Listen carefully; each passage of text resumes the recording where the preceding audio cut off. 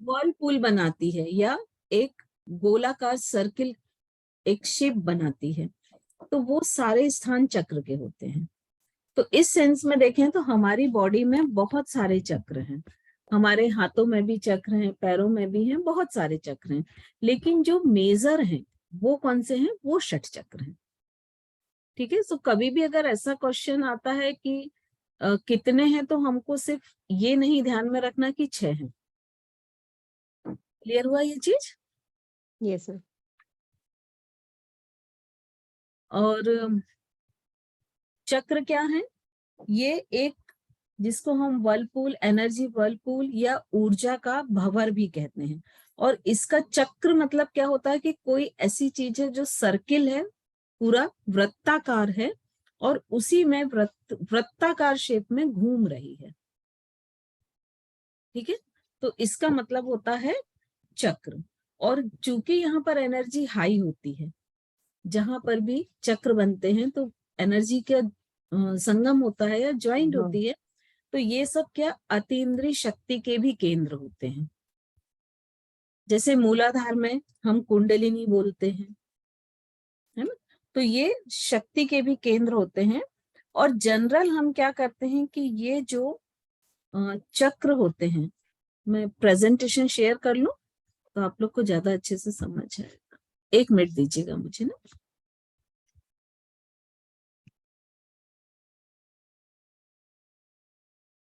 Screen visible है?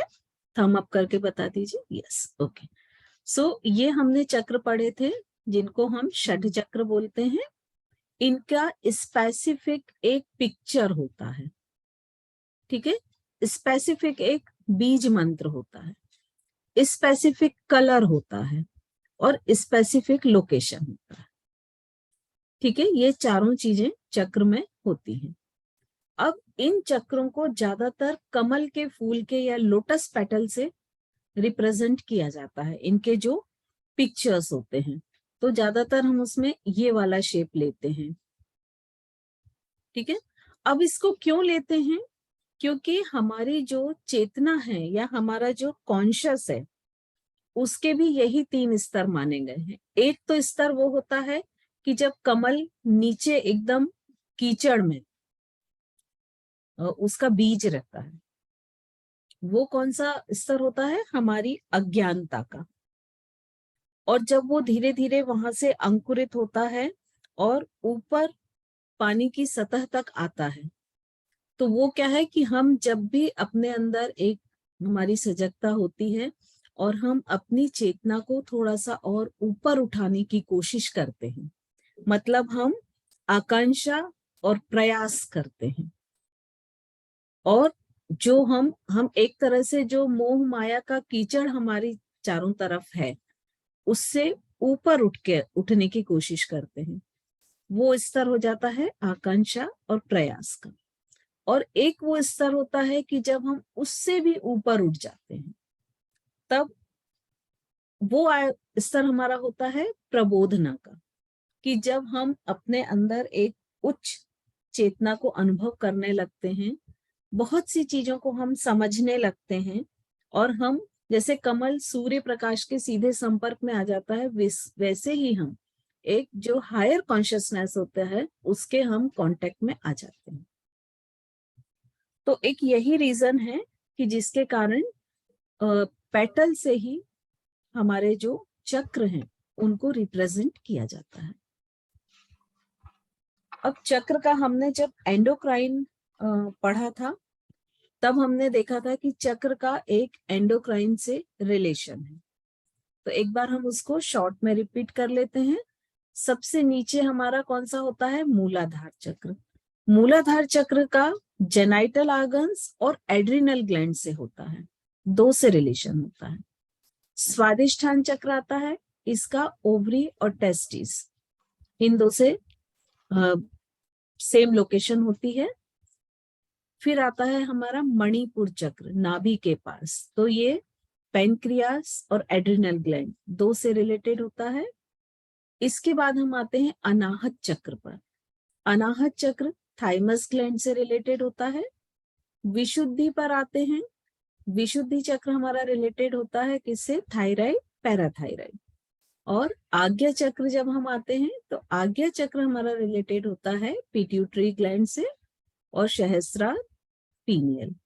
और इन दो चक्रों में कई बार ऐसा भी माना जाता है कई कई बुक में कि जो आज्ञा चक्र है वो पीनियल पिट्यूटरी दोनों से रिलेटेड है, क्योंकि आपको मालूम है पिट्यूटरी ग्लैंड मास्टर ग्लैंड है और जो पीनियल ग्लैंड होती है वो एक समय के बाद थोड़ी सी पैसिव हो जाती है, सिकुड़ने लगती है। तो इस तरह से ये हमारे एंडोक्राइन ग्लैंड से रिलेटेड है। और चूंकि ये रिलेशन है, इस कारण से क्या होता है इससे क्या होता है कि जब भी इन चक्रास की एनर्जी चेंज होती है तो उसका असर डायरेक्ट हमारे किस पर होगा? उस एंडोक्राइन ग्लैंड पर। जैसे सपोज हमारा विशुद्धि चक्र है, अगर विशुद्धि चक्र की एनर्जी, ये भी एक बैलेंस एनर्जी होनी चाहिए। जैसे आपके यहाँ मान लीजिए 10 वॉट का कोई बल्ब आप लगाते हैं या कोई भी मशीनरी से, उसमें अगर 10 की जगह आप एक्स्ट्रा एनर्जी डाल देंगे तो भी हार्मफुल है, और अगर कम डालेंगे लो तो भी उसके लिए हार्मफुल है। तो ऐसे ही हमारे चक्र की भी जो एक एनर्जी होती है वो पर्टिकुलर होती है, जो बैलेंस होनी चाहिए। लेकिन जब कभी यहाँ की एनर्जी हाई या लो हो जाती है तो इससे रिलेटेड जो एंडोक्राइन ग्लैंड है, जैसे इससे थायराइड, पैराथायराइड ग्लैंड है, इसके भी हार्मोन सिक्रेशन इम्बैलेंस हो जाएंगे। ठीक है, तो यदि आपको इसके अगर हार्मोन सिक्रेशन इम्बैलेंस होंगे, इट मीन्स आपको कौन सी बीमारी होने के चांसेस अधिक हैं? थायराइड। ठीक है, अब ये या तो हाइपोथायराइड या हाइपरथायराइड। तो जब आपको ये बीमारी होती है तो उसका एक बहुत बड़ा रीजन ये भी होता है कि आपके विशुद्धि चक्र जो है वो इम्बैलेंस है या ब्लॉक है। ये दोनों टर्म्स यूज होती हैं इसकी एनर्जी के लिए। तो हम जो भी मेडिसिन लेते हैं, एक्सरसाइज करते हैं, वो तो अपनी जगह ठीक है, लेकिन यदि हम विशुद्धि चक्र के बीज मंत्र का लगातार चैंटिंग करें, ये विशुद्धि चक्र का मेडिटेशन करें, तो उससे क्या होगा कि इसके ब्लॉकेज खुलेंगे, और जब ये बैलेंस होगा तो ऑटोमेटिक हमारी थायराइड, पैराथायराइड ग्लैंड भी के हार्मोन्स भी बैलेंस होंगे। तो ऐसा ही सभी चक्रों के साथ होता है।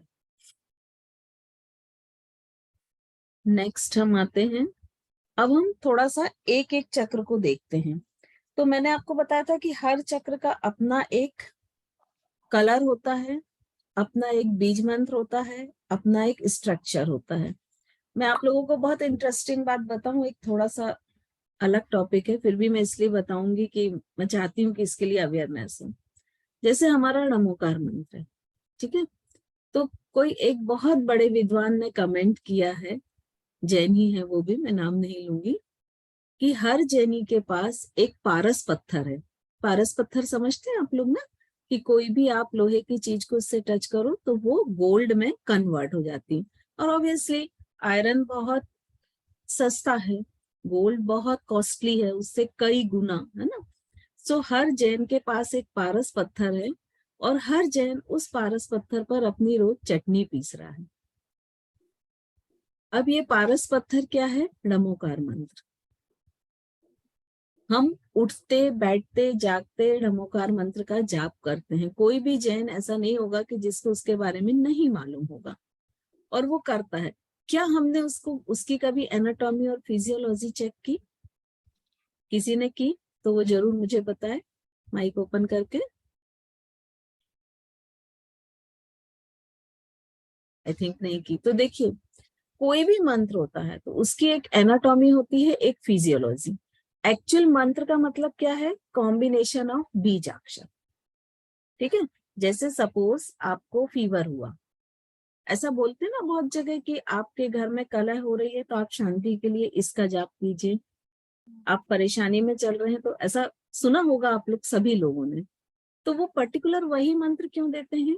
जैसे मान लीजिए 10 लोगों को फीवर आया, वो 10 डॉक्टर के पास गए, तो डॉक्टर उनको जो मेडिसिन देगा क्या वो सेम देगा? नहीं देगा, डिफरेंट देगा। ठीक है, और कई बार अगर सेम देगा तो हो सकता है डोज अलग हो, क्वांटिटी अलग हो। ठीक है। तो यही जो वो मेडिसिन कैसे बनी है, केमिकल से मिलके, ऐसे ही ये मंत्र बीज अक्षर से मिलके बने हैं। इनका बेस क्या है, बीज अक्षर, कॉम्बिनेशन ऑफ बीज अक्षर। और बीज अक्षर की जो साउंड फ्रिक्वेंसी रहती है वो ऐसी होती है कि जो हमारे ऋषि मुनि या हमारे पूर्वज थे उनको इसका बहुत अच्छा नॉलेज था, और वो इस तरह से इसको कंबाइन किया जाता है कि चूंकि अगर मान लीजिए आपके पास, एक एग्जाम्पल लेते हैं कि घर में बहुत कलह चल रही है, शांति नहीं है, तो वो फ्रिक्वेंसी साउंड वेव्स ऐसी क्रिएट करेगा कि वहां की जो नेगेटिविटी है उसको वो डिस्ट्रॉय करेगा।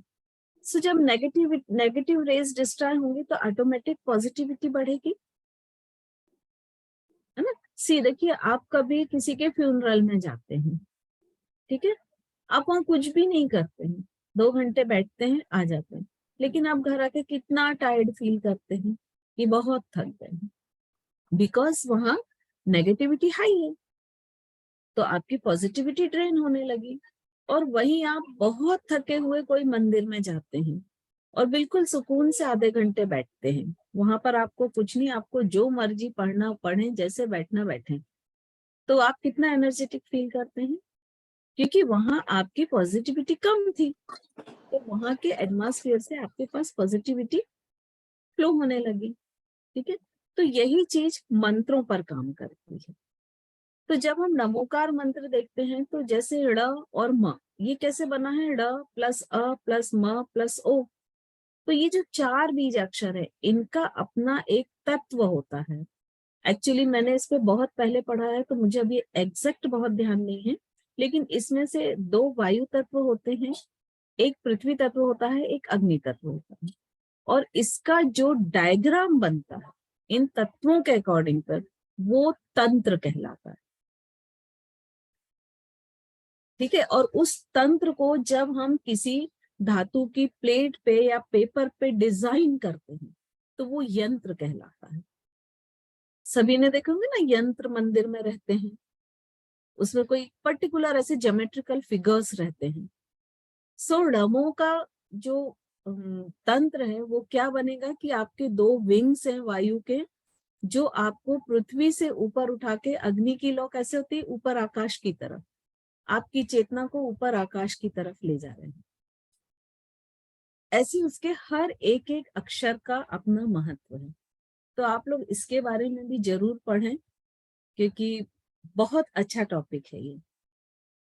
और उसमें भी नमोकार मंत्र में भी हर स्टेंजा के एक अपना पर्टिकुलर कलर है, एक फ्रिक्वेंसी है, ब्रीथ का टाइम, मतलब एक है कि कब आपको ब्रीथ लेना है और कब छोड़ना है, तो वो बहुत डिटेल में है उसकी एनाटॉमी और फिजियोलॉजी। ठीक है, तो थोड़ा सा मैम मैंने वो कहाँ से मिलेगी?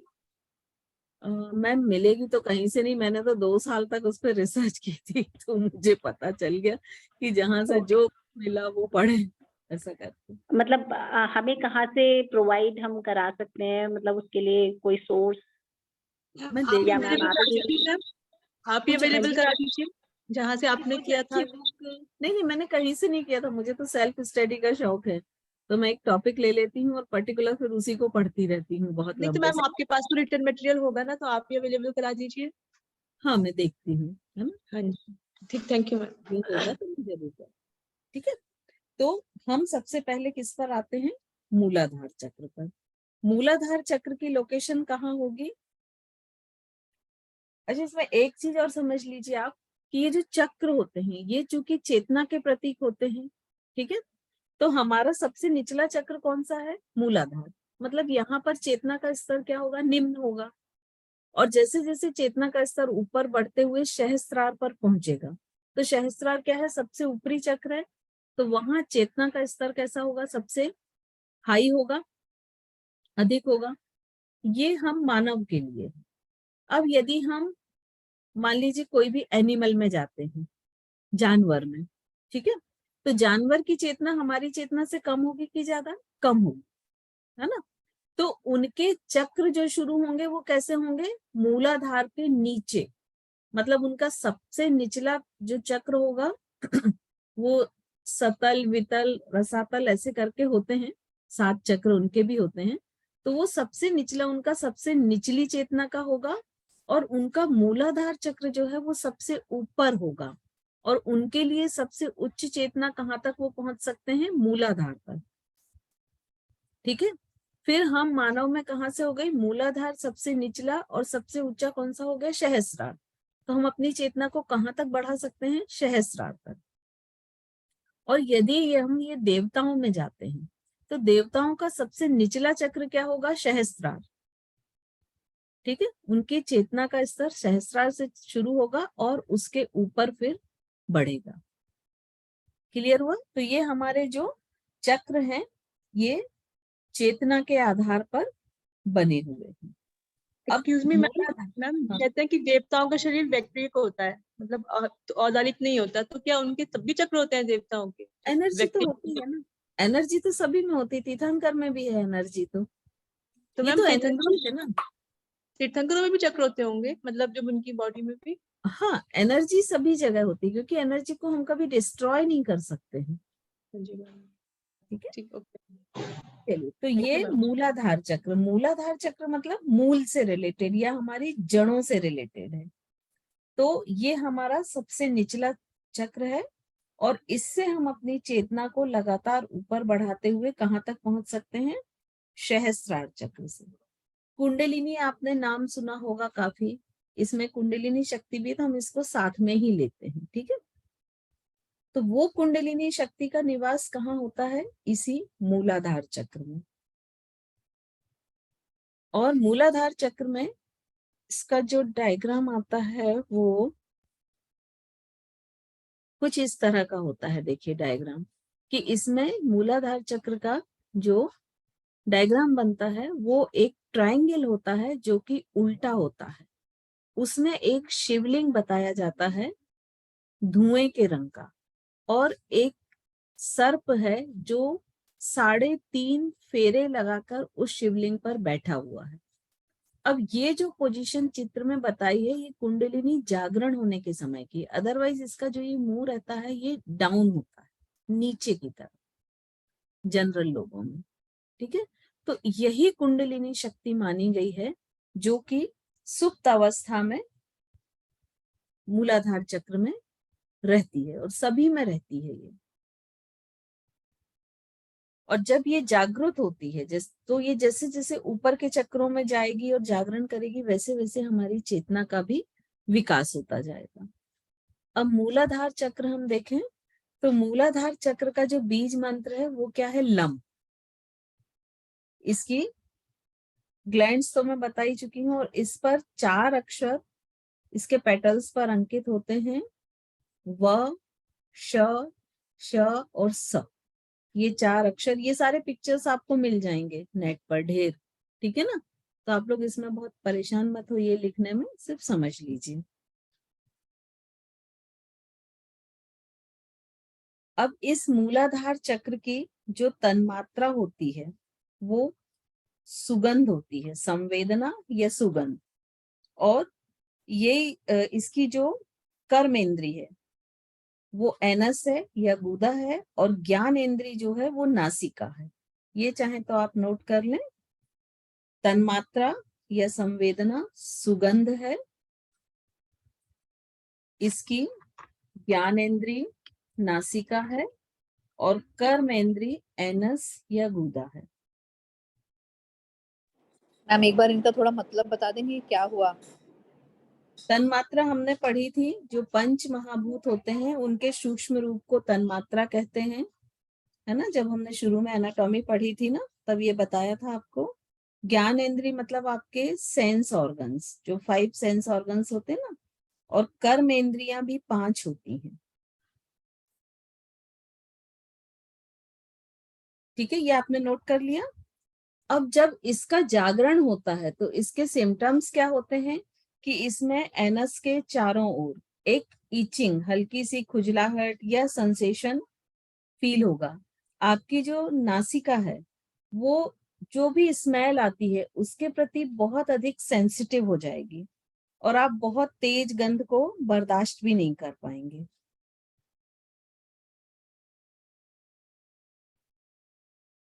और ये पुरुषों में ये जो होता है वो पेरेनियम के थोड़ा सा अंदर होता है, और फीमेल्स में ये उनके अंडकोश और एनस के अंदर होता है। वैसे ये आप लोग को मिल जाएगा, तो आप नहीं भी लिखें तो कोई दिक्कत नहीं है। हमने आपको जब स्पाइनल कार्ड बताई थी तो उसमें फ्लेक्सेस भी बताए थे, आपको ध्यान है? ठीक है, तो ये फ्लेक्सेस चूंकि एक साथ हम ले लेंगे एक पिक्चर में तो आप लोगों को अधिक क्लियर होगा, एक एक बताएंगे तो दिक्कत होगा। ठीक है, तो फ्लेक्सेस हम लास्ट में अलग एक पिक्चर्स में पूरे ले लेंगे। इसका गुण तमोगुण होता है और इसकी जो शुद्धि करने के बाद ही हम तम गुण से दूर हो सकते हैं और रजगुण या सतगुण की तरफ बढ़ सकते हैं।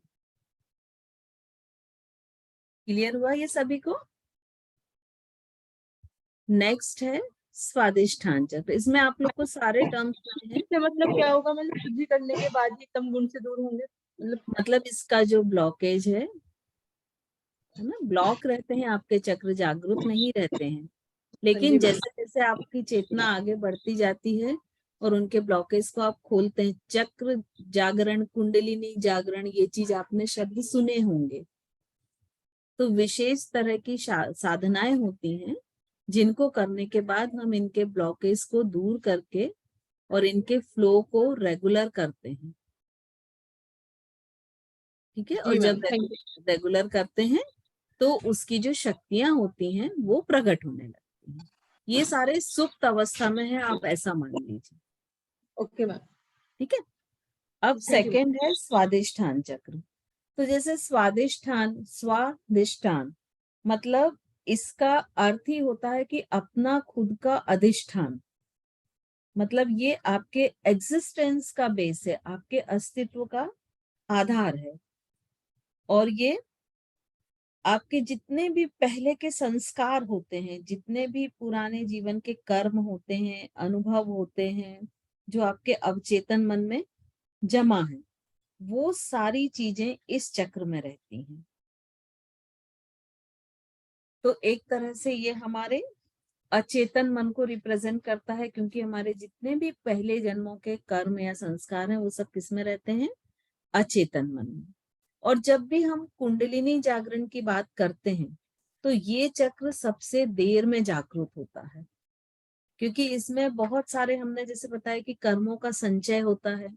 तो जैसे ही कुंडली जागृत होकर स्वादिष्ठान चक्र तक आती है और मान लीजिए हमारे कर्म नेगेटिव हैं या हमारे कर्म ऐसे नहीं है कि हमारी चेतना ऊपर बढ़ सके, तो यहाँ से वो वापस सुप्त अवस्था में लौट जाती है कुंडलिनी।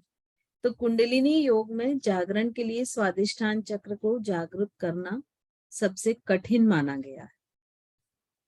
और यहाँ पर जब ब्लॉकेज रहता है तो जो बहुत सारी आपराधिक प्रवृत्तियां होती हैं जो कि सेक्चुअल होती हैं, उनका व्यक्ति में आवेग बढ़ जाता है। जितने भी सेक्सुअल इमोशंस होते हैं वो तीव्र हो जाते हैं और उसके कारण उससे रिलेटेड जो भी अपराध होते हैं उनका उस व्यक्ति के करने के अधिक चांसेस होते हैं। और इसका कलर देखिए, जो पिक्चर में जो कलर आ रहा है वही कलर है, इसका ऑरेंज कलर होता है। ठीक है, इसके पहले जो मूलाधार था उसका कैसा था? रेड कलर था। इस पर कौन कौन से अक्षर रहेंगे? ब, व, म, य, र, ल। ये सारे जो इसके 6 पेटल होते हैं, मूलाधार के 4 पेटल थे, तो ये सारे अक्षर इस पर रहते हैं। और इसका बीज मंत्र इसका कौन सा होगा? वम। व वजन वाला और उसके ऊपर बिंदी। इसकी जो ज्ञान इंद्रिय है वो रसना होगी, मतलब जिह्वा या टंग। और कर्म इंद्रिय जो है वो लिंग होगा, मतलब हमारा सेक्स ऑर्गन, एनिस या वेजाइना। और चूंकि ये नाभि के निचले हिस्से पर है तो इसकी वायु क्या हो जाएगी? इसकी और मूलाधार दोनों चक्र की वायु अपान वायु हो जाएगी। और इनके फंक्शंस ये किस पे कंट्रोल करेंगे, सारे हमारे जो एक्सक्रीटरी और रिप्रोडक्टिव सिस्टम से रिलेटेड जो भी कार्य हैं उनको इन दोनों चक्र से इफेक्ट होते हैं। मैम इस चक्र को कहाँ महसूस करेंगे? जैसे मूलाधार तो हो गया सबसे नीचे जहाँ बैठे हैं रीढ़ की हड्डी में। हाँ। मूलाधार चक्र से 4 अंगुल ऊपर, तो मतलब पीछे ही महसूस करेंगे इसको, पीछे ही रीढ़ की हड्डी। चक्र हमारे सारे स्पाइनल कार्ड पर ही है। ओ, लेकिन अभी तक मैम जब बोलते कि शक्ति केंद्र तो हम नाभि पे ही गौर करते, पीछे तरफ नाभि नहीं। जो है, ये जो मणिपुर चक्र है ना, इस चक्र का क्षेत्र आगे तक होता है। अच्छा, मतलब स्पाइनल कार्ड से लेके नाभि तक इसका क्षेत्र होता है, लेकिन चक्र जो होता है, अब चूंकि ऐसे स्पाइन पर हम बताएंगे तो पॉइंट समझ नहीं आएगा, इसलिए नाभि के जस्ट पीछे जो आपकी स्पाइन होती है उसमें चक्र होता है। ऐसा बोलते हैं कि जो हमारी स्पाइनल कार्ड है उसमें से 3 प्रमुख नाड़ियां गई हैं जो मैंने आपको बताई थी, ईड़ा, पिंगुला और सुषुम्ना। अब सुषुम्ना जो मेन नाड़ी है उसमें भी 3 नाड़ी हैं, वज्र, चित्रा और ब्रह्म। तो ब्रह्म नाड़ी के अंदर ये कुंडलिनी रहती है और ये सारे चक्र रहते हैं। तो इनकी स्थिति वहां है, लेकिन इनका क्षेत्र जो है वो नाभि तक फैला हुआ। और जो बहुत पुराना साधक नहीं है, बिगनर्स हैं, उनको डायरेक्ट चक्र फील करना संभव नहीं होता है, इसलिए पहले उसके क्षेत्र पर ध्यान कराते हैं। ठीक है, इसलिए वो नाभि पर कराया जाता है। अब ये हमारा थर्ड चक्र कौन सा है जो नाभि पर है, वो है मणिपुर। अब यहाँ पर भी जैसे हमने बोला नाभि पर है, तो एग्जैक्ट नाभि पर नहीं है, नाभि के पीछे जो स्पाइन है उस पर है। ठीक है, और इस चक्र को मणि पद्म भी कई जगह बोला जाता है, मतलब मणियों का कमल। और मणिपुर भी मतलब होता है मणियों का नगर। इसमें 10 पेटल्स होते हैं और इसका कलर जो होता है वो येलो होता है। और इस पर अक्षर कौन कौन से होते हैं, ड, ढ, त, थ, न, ध, न, प, फ। इसका तत्व कौन सा होता है, अग्नि तत्व। और ये जो अग्नि तत्व होता है ये उल्टे टी, आपको यहाँ ये दिख रहा होगा टी शेप के, ट्रायंगल पर टी शेप बना होता है, ये अग्नि तत्व का प्रतीक होता है। इसकी जो तन्मात्रा है वो दृश्य है, दृश्य मतलब आंखें, सॉरी, दृश्य मतलब देखना। और जो ज्ञानेंद्री है वो आंखें हैं और कर्मेंद्री पैर हैं।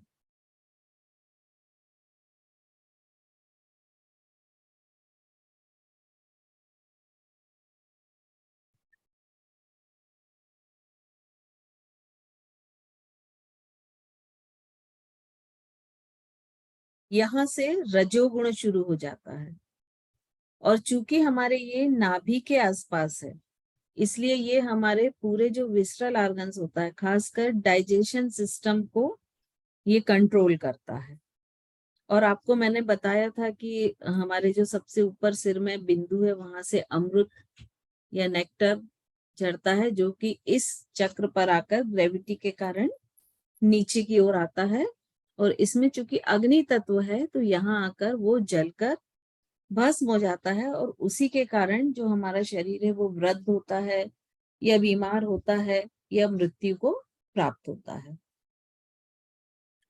और इस चक्र का संबंध चूंकि ये डाइजेशन सिस्टम से रिलेटेड है, तो भूख प्यास से इस चक्र का संबंध होगा। अब इसका जो ऊपर चक्र है वो है अनाहत चक्र, जो हमारे हार्ट के पीछे स्पाइन पर होता है। और ऐसा बोला जाता है कि वर्तमान समय में बहुत से लोग ऐसे हैं जो अनाहत तक चक्र तक जिनकी चेतना पहुंच चुकी है। अब जिनका अनाहत चक्र जागृत हो जाता है, उनमें अक्सर अपन ऐसा देखेंगे कि वो बहुत भावुक होंगे, लेकिन सात्विक भावुकता रहेगी। तो अनाहत चक्र के जागरण से आपके इमोशंस बढ़ जाते हैं, खासकर धर्म के प्रति। और इसका जो अर्थ होता है अनाहत, आहत नहीं होना, अनाहत मतलब जो आहत ना हुआ हो। और हम अनाहत किसको भी बोलते हैं? हृदय की जो हमारी हार्ट बीट होती है, और जो हमारी हृदय की धड़कन होती है या हार्ट बीट होती है, ये जीवन में कभी भी रुकती नहीं है, आहत नहीं होती है, हमेशा एक लयबद्ध तरीके से चलती रहती है जब तक आपका जीवन है। तो जब भी ये अनाहत चक्र आहत होता है, तो वो हम मान सकते हैं कि वो व्यक्ति की मृत्यु के बाद ही होता है। जब तक उसका जीवन है तब तक ये अनाहत चक्र की ध्वनि निरंतर चलती रहेगी। इसको कई जगह पर, कई बुक में हृदय आकाश भी कहते हैं। हृदय के बीचों, हृदय के पास या बीच में पीछे रीढ़ की हड्डी पर इसकी स्थिति होने के कारण इसको हृदय आकाश भी कहा जाता है। इसकी तन्मात्रा जो है वो स्पर्श है, ज्ञानेंद्री त्वचा है और कर्मेंद्री हाथ है। और ये जो चक्र है ये हमारी भावनाओं से चलता है। तो जब भी हमारी भावनाएं, ये चक्र असंतुलित होता है, तो ये हमारी भावनाएं भी उस समय असंतुलित होने लगेंगी। और इसका बीज मंत्र क्या है? यम। और इसमें जो पेटल्स हैं उस पर क, ख, ग, घ, ड, च, छ, ज, झ, अंगा, ट, ठ, ये जो बीज अक्षर हैं वो लिखे हुए। मतलब यदि आप सारे चक्र पर देखेंगे, षठ चक्र पर, तो जो हमारे 52 वर्णमाला में, हिंदी वर्णमाला में जो अक्षर आते हैं वो पूरे के पूरे इन पर लिखे हुए। ये इसकी लोकेशन है और इसका पिक्चर है। अब इसके बाद हम आते हैं आज्ञा चक्र, सॉरी, विशुद्धि चक्र पर। मैम कलर कौन सा बैठेगा? ग्रीन। ग्रीन जो जिस कलर का पिक्चर है ना वही कलर रहेगा। ठीक है, ठीक है ना, जैसे ये ग्रीन कलर का था ना, ठीक है, ये ब्लू कलर का होता है विशुद्धि चक्र। विशुद्धि चक्र की लोकेशन क्या होगी? गले के पास, मतलब गले के पीछे जो स्पाइन है, यानी हम कह सकते हैं सर्वाइकल पर। गले के पीछे हमारी जो वर्टिब्रा शुरू होती है और उसको हम सर्वाइकल कहते हैं, शुरू की 7 वर्टिब्रा। और इसे अमृत और विष केंद्र भी कहा जाता है। तो इससे अमृत और विष इससे लगातार झरता है। जो विष होता है वो तो शरीर के टॉक्सिन्स मटेरियल में शामिल होके शरीर से बाहर कर देते हैं, लेकिन जो अमृत होता है वो हमारे शरीर को पोषित करता है। और ये गले के आसपास की ही जो ग्रंथियां होती हैं उसके द्वारा ये एब्सॉर्ब कर लिया जाता है। इसके पास कौन सी थायराइड ग्रंथि होगी? इसमें 16 पंखुड़ियां होती हैं और जिन पर ये जो लेटर्स हैं, अक्षर हैं, ये लिखे रहते हैं। इसका जो तत्व होता है वो आकाश तत्व होता है। इसके पहले जो अपन ने अनाहत चक्र देखा था ना, उसका वायु तत्व होता है।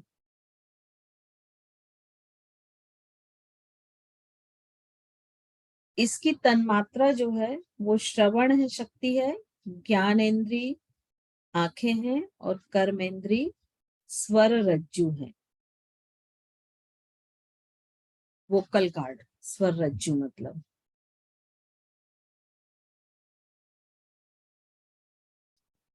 ये ब्लू कलर का होगा। बीज मंत्र कौन सा होगा? हम। इसके बाद इसका पिक्चर्स कुछ इस तरह से होगा। और लास्ट आज्ञा चक्र, जो हम षट चक्रों में लास्ट बोलते हैं, है ना। अभी सहस्त्रार चक्र है लेकिन षट चक्रों में हम इसको लास्ट बोलते हैं। ये जो आज्ञा चक्र है इसकी लोकेशन कहाँ होती है? दोनों आईब्रोज के बीच में, जहां पर हम बिंदी या तिलक लगाते हैं। और ये पीनियल पिट्यूटरी ग्लैंड से रिलेट करता है। इसको साधारण भाषा में तीसरी आंख भी कहा जाता है। हम जैसे कई बार ऐसा सुनते थे ना कि वो ऋषि आंख बंद करके बैठे और बहुत दूर होने वाली कोई घटना को उन्होंने देख लिया या सुन लिया, तो वो सारी शक्तियां इसी चक्र से प्राप्त होती हैं। सरल भाषा में हम बोलें तो ये जो आज्ञा चक्र है, ये बिल्कुल वैसा है, हमारे पूरे शरीर की एक स्क्रीन है। जैसे हमारे घर में एक स्क्रीन होती है ना, जिसको हम टेलीविजन बोलते हैं, कि यदि आपने उसकी फ्रीक्वेंसी मैच कर दी तो आप जो चाहे वो देख सकते हैं। वैसे ही ये हमारे शरीर की स्क्रीन है। यदि आपने इसकी फ्रीक्वेंसी मैच कर ली तो आप कोई भी घटना इस पर देख सकते हैं। जो इंट्यूशंस आपने सुना होगा कि कई लोगों को इंट्यूशंस होते हैं, वो अक्सर आज्ञा चक्र पर ही दिखाई देते हैं। आपने एक और कई बार देखा होगा कि गुरु शिष्य को एनर्जी देता है, या जिसको शक्तिपात बोलते हैं कई बार, तो ये भी आज्ञा चक्र से ही होता है। और आज्ञा चक्र का अर्थ ही होता है, आज्ञा मतलब आदेश, या ऐसा कि एक नियंत्रण केंद्र। और चूंकि गुरु शक्तिपात इसी चक्र से देते हैं, इसलिए इसको गुरु चक्र भी बोला जाता है। टेलीपैथी नाम सुना होगा आपने, कि अक्सर बहुत दो जो क्लोज होते हैं उनको एक एहसास हो जाता है। ये दोनों एहसास हो जाता है, मतलब दो लोगों के मन के बीच का जो कांटेक्ट हो रहा है, वो भी कहाँ पर होता है, इसी आज्ञा चक्र पर होता है। और ये 2 पंखुड़ी वाला है, इसका बीज मंत्र क्या मानते हैं, ओम। इसकी एक पंखुड़ी पर ह अक्षर होता है और दूसरे पर श। और यही आज्ञा चक्र है जिसमें ईड़ा, पिंगुला और सुषुम्ना तीनों नाड़ी आपस में मिल जाती हैं। इसको संगम स्थान भी कई जगह बोला गया है।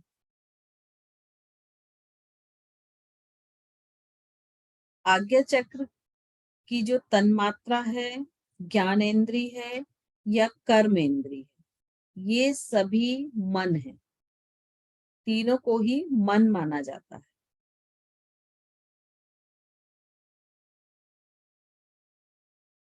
और ये एक ऐसा चक्र है जहां आप अपने शरीर के अंदर भी घट रही सारी घटनाओं को यहाँ पर देख सकते हैं, और शरीर के बाहर पूरे ब्रह्मांड में भी जो घटनाएं होती हैं उनको भी आप देख सकते हैं।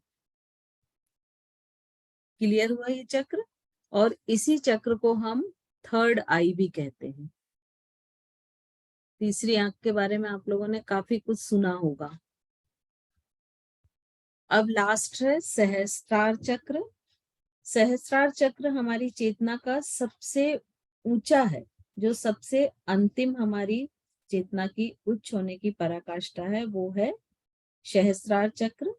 और ये समाधि की स्थिति में प्राप्त होता है प्रायः, क्योंकि अगर अष्टांग योग से आप देखें तो समाधि ही हमारी चेतना की सबसे उच्च स्थिति है। सहस्त्रार का मतलब होता है 1000 या हजारों, और इसमें एक 1000 पंखुड़ियां वाला कमल होता है, जिसको सहस्त्र दल कमल कहते हैं। और ये आप इसमें देख रहे हैं कि बहुत सारी पंखुड़ियां हैं। इसको भी ओम से ही हम बीज अक्षर ओम ही मानते हैं। और ऐसा मानते हैं कि जब कुंडलिनी शक्ति जागृत होती है और वो मूलाधार चक्र से आगे बढ़ती हुई स्वादिष्ठान, स्वादिष्ठान, मणिपुर, विशुद्धि, अनाहत, इन सब चक्रों से होती हुई जब आखिरी में इस सहस्त्रार चक्र पर पहुंचती है, तभी शिव और शक्ति का मिलन होता है। और जब ये मिलन होता है तभी उस साधक की आत्मज्ञान या समाधि की स्थिति का प्रारंभ होता है। इस समय जो हम बोलते हैं ना, तदा दृष्टे स्वरूपे वस्थानाम, दृश्य और दृष्टा दोनों एक हो जाते हैं। और इसमें अ से लेके सभी अक्षर जितने भी श तक होते हैं वो 20 बार लिखे हुए होते हैं। और अगर साइंटिफिक ढंग से हम समझें तो हमारा ग्रे मैटर एक्टिवेट हो जाता है ब्रेन का, तब इसका जागरण होता है। अब इन शॉर्ट हम देखें तो ये एक शॉर्ट है। इन चक्रों को इंग्लिश में क्या कहते हैं? सबसे ऊपर वाली, नीचे से ही शुरू करते हैं, रूट चक्र जो कि एड्रिनल ग्लैंड से होता है रिलेटेड, सैक्रल जो कि ओवरीज टेस्टिस, फिर सोलर जो कि pancreas, heart, thymus, throat, thyroid, third eye, pituitary और क्राउन चक्र, ये पीनियल, ये इसके इंग्लिश टर्म्स है।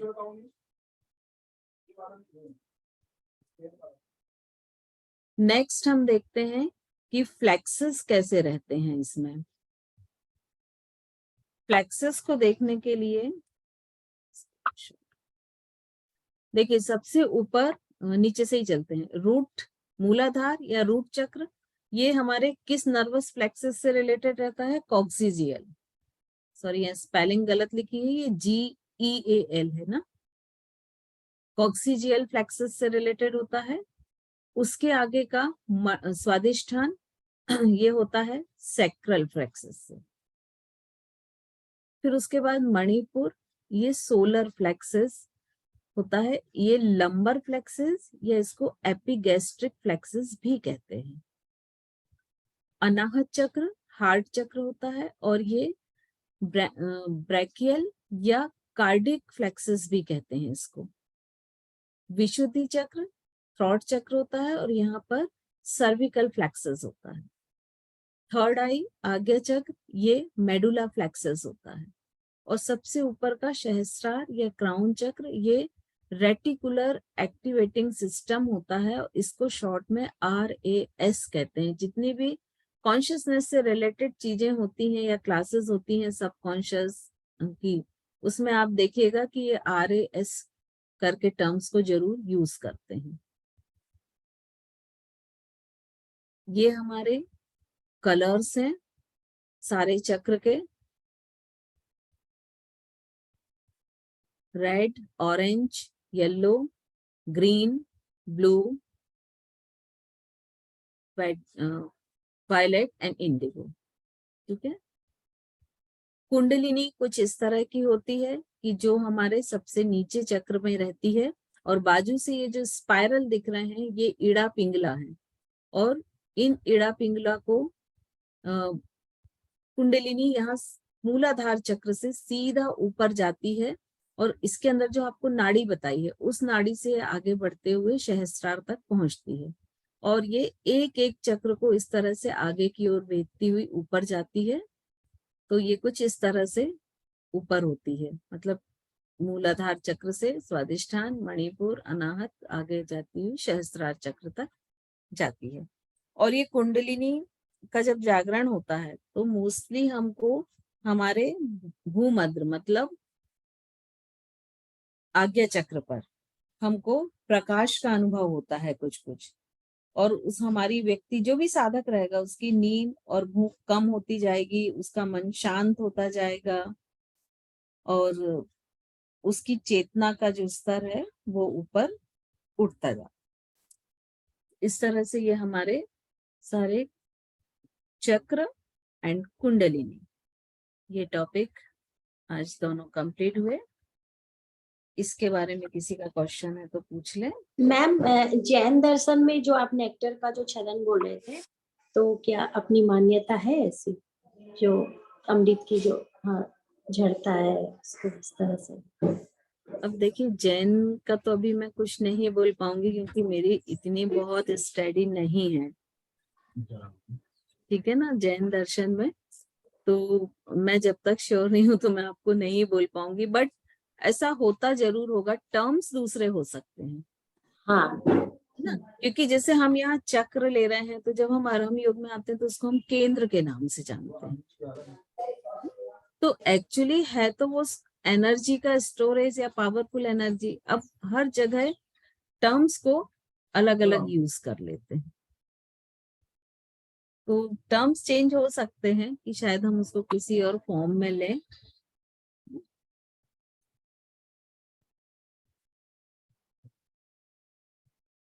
मेरे ख्याल से जैन धर्म का तो आप लोग ज्यादा अच्छा बता पाएंगे क्योंकि आप लोग अभी सब TTC कोर्स कर रहे हैं तो उसमें काफी है ना। तो हमें बिल्कुल नहीं पता जैन धर्म का भी, पर जितना थोड़ा बहुत पता है, स्टार्टिंग हुआ है अभी तो। एक मिनट ना, जस्ट एक मिनट।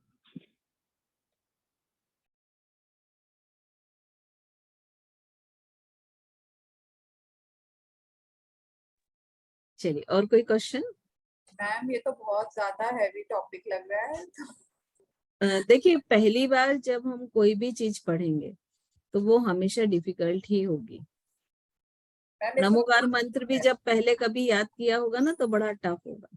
मैम ये तो बहुत कुछ है, मतलब मतलब बहुत ज्यादा, मतलब जैसे कहते हैं ना गूढ़ है ये, मतलब इतना ज्यादा कितना पढ़ना है। हाँ। आप क्वेश्चन थोड़े से दे दीजिए जिससे हम अपने नोट्स बना लें प्रॉपर्ली, और बस मैम एग्जाम। सच में नोट्स देने पड़ेंगे आपको, मतलब ये थोड़ा सा लग रहा है कि देखिए, थोड़ा मैं tough आपको है। अभी फिर बोल रही हूँ कि आप अभी नोट्स और सारी चीजों का टाइम आपके पास नहीं है, तो अभी मैं आपको जो क्वेश्चन दे रही हूँ आप सिर्फ उसी पे कंसंट्रेट करिए, है ना। मैं आपको इसीलिए कुछ कुछ इम्पोर्टेंट टॉपिक्स दे रही हूँ।